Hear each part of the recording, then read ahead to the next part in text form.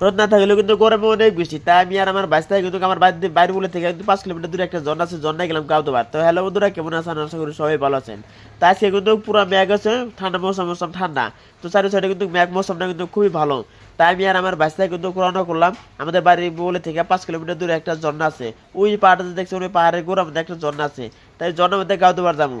তাই আমি আর আমার বাচ্চা কিন্তু রওনা করলাম। বাচ্চা কিন্তু একটা পালসার সাইকেল আছে, ওই সাইকেলটা নিয়ে কিন্তু রওনা করলাম। আর আমি বাচ্চা করেছি, বাচ্চা তো সাইকেল তো ব্রেক নাই। বাচ্চা কয় তো বাদ দাও, আমি চলাই দিলাম, আমার সাইকেল কোনো ব্রেক লাগে না, আমাকে এই চলে নামো। তো আমি মেন রোডে কিন্তু গেলাম। মেন রোডে আর পরে কিন্তু ইতিমধ্যে কিন্তু একটা মসজিদ ঘর দেখতে পাচ্ছেন। মসজিদ ঘরটা কিন্তু দেখতে অনেক সুন্দর, মার্শাল্লাহ কি সুন্দর 2 তলা বিল্ডিং দিয়েছেন।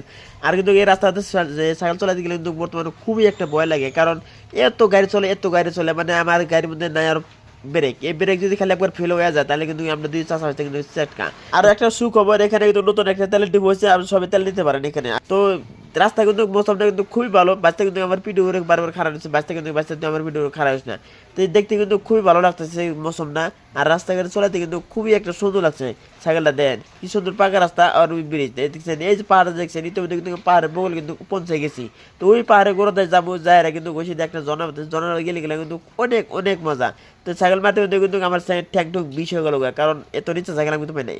ইতিমধ্যে কিন্তু আমি পৌঁছে গেলাম। আর বাচ্চা গেলাম, যদি বাচ্চা তুই নামে আমি যে রাস্তাতে যাম না, তো হাই রোড রাস্তাতে আমি চলে গেলাম, পরে যাবো। তো আমি আগে সাইকেল লেগে দিয়েছি, আর বাচ্চা কিন্তু পরে কিন্তু দাঁড়িয়েছি।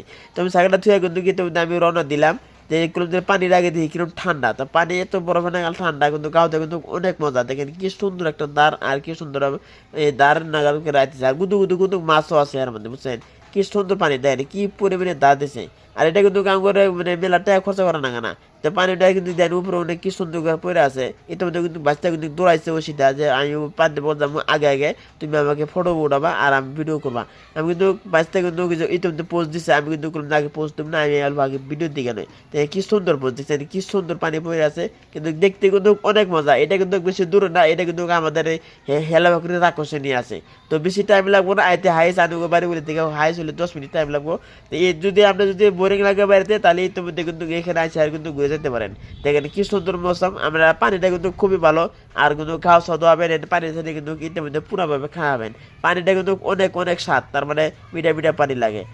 পাহাড়ের পানি কিন্তু অল্প অল্প মিঠা লাগে, এটা গিনা করে উপায় নাই, তার মানে গিনা করা যাবে না, পাহাড়ে আমার সেটা পানি খায়। দেখছেন কি সুন্দর মৌসুম। আর যদি বৃষ্টি যদি হেরো মাহে, তাহলে কিন্তু আরো আরো কয় লাগে না, এত মজা লাগে। পানি কিন্তু ঘেরে পড়ে, দেখেন কি সুন্দর করে পানি পড়ে আছে। আর পানি যে পড়তেছে, পানি পড়তে পড়তে কি সুন্দর করে একটা নিরেক বাড়ছে, ও নিরেক যেগুলো পানিটা যায় দেখতে কিন্তু আরো সুন্দর লাগে, আরো মজা লাগে। আমার বাচ্চা কিন্তু পুরো গরম দিচ্ছে, এই বেড়া কিন্তু আগে আগে কিন্তু পানির মধ্যে রয়েছে, তার মানে পানি থেকে উঠবো না, আর বলে হেরে গরম দিচ্ছে, তার জন্য কিন্তু পানি